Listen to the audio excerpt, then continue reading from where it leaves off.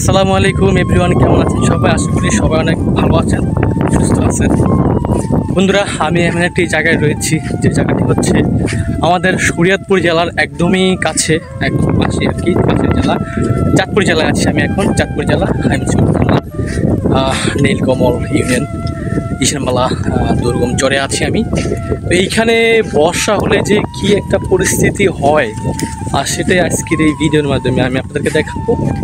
দেখেন, আমি এর আগে এই জায়গার ভিডিও করেছিলাম, সেটা হচ্ছে যখন বর্ষা ছিল না তখন আমি এইখানকার ভিডিও করেছিলাম। তো সেই ভিডিও হয়তো অনেকে দেখেছেন। দেখেন, এখন হচ্ছে বর্ষার সিজন, দেখেন পানির কি অবস্থা।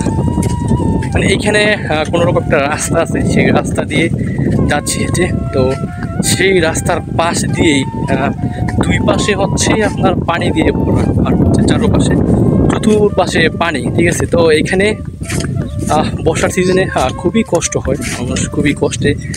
তো সামনে দিয়ে একটা শাখা আছে, সেই শাখাতে এখন প্রবেশ করবো আমি এখন।